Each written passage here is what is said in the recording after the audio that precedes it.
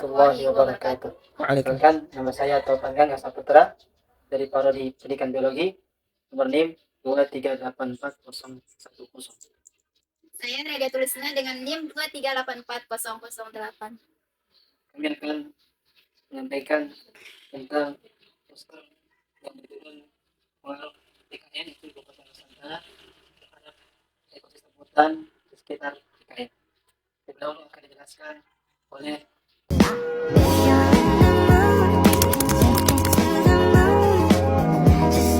saya atas nama Taufan Gang akan menjelaskan tentang latar belakang pemindahan ibu kota dari Jakarta menuju IKN, yaitu dia yang terletak di Kutai Kartanegara dan Penajam Pasir Utara.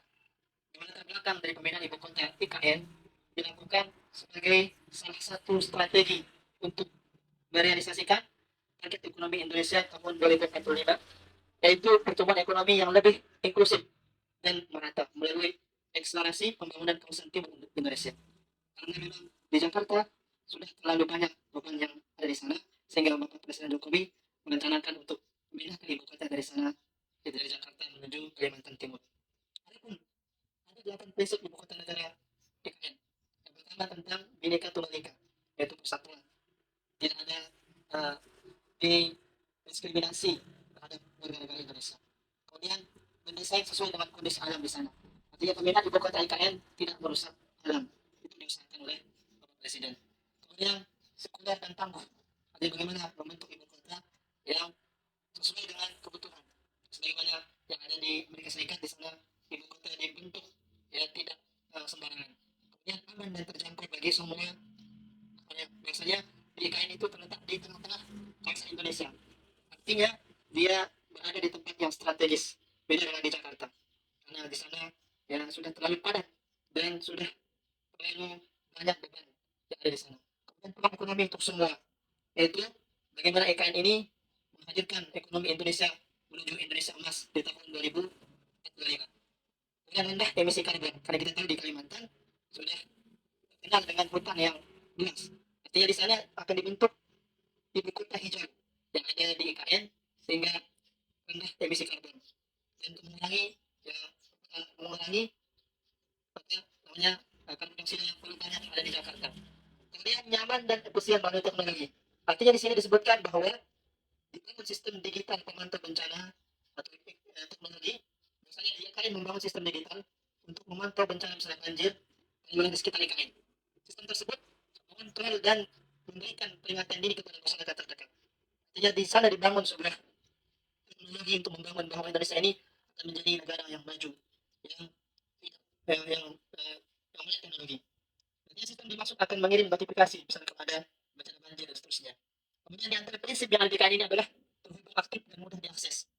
Ya, inilah 8 prinsip ibu kota negara yang telah dirancang oleh pemerintah yang akan terus direalisasikan dan sekarang sudah mulai dibangun rancangan tersebut di IKN. Inilah latar belakang pemindahan ibu kota IKN dan prinsip-prinsip yang dibangun pemerintah di sana. Mungkin ada dampak daripada lingkungan, dampak dari IKN terhadap lingkungan di ibu kota Nusantara yang akan nanti dijelaskan oleh teman saya. Tidak hanya dampak positif, namun IKN juga memiliki dampak negatif. Misalnya, adanya potensi dampak lingkungan di ibu kota Nusantara. Yang pertama, degradasi hutan di wilayah IKN. Karena adanya penebangan pohon secara pasif dan pembebatan hutan bakar yang terjadi. Yang kedua adalah ancaman terhadap habitat satwa karena tidak adanya atau hilangnya tempat tinggal mereka. Misalnya yang terjadi di Teluk Balikpapan. Dokumen analisis dampak lingkungan di Teluk Balikpapan memperlihatkan adanya ancaman habitat dan biota akibat pembangunan ibu kota Nusantara. Di antaranya jenis biota yang terancam di Teluk Balikpapan sini ada pesut, duyung, lumba-lumba hidung botol, bekantan, monyet ekor panjang, dan lain-lain. Juga yang terjadi yang ketiga, potensi emisi karbon dari pembukaan lahan berhutan mengakibatkan cuaca yang lebih ekstrim, naiknya permukaan laut, dan kerusakan ekosistem karena tidak adanya pohon yang menghasilkan oksigen akibat degradasi hutan di wilayah IKN. Maka terjadi yang keempat, keterbatasan suplai air baku. Dengan jumlah air bersih yang berkurang, tumbuhan, dan hewan berpotensi untuk mati.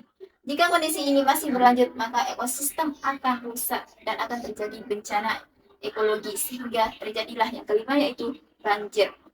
Maka di sini solusinya kita harus menerapkan konsep smart port city. Diketahui pembangunan ibu kota Nusantara dilakukan dengan mengedepankan konsep smart port city. Konsep ini merupakan kota yang menempatkan ekosistem hutan sebagai membentuk struktur dari ruang perkotaan, orientasi masyarakat perkotaan, dan fasilitas dari interaksi di kegiatan perkotaan. Dan juga kita harus menerapkan Green City atau kota hijau adalah konsep pembangunan kota berkelanjutan dan ramah lingkungan yang dicapai dengan strategi pembangunan seimbang antara pertumbuhan ekonomi, kehidupan sosial, dan perlindungan lingkungan, sehingga kota yang menjadi tempat yang layak huni dan tidak hanya bagi generasi sekarang namun juga generasi selanjutnya.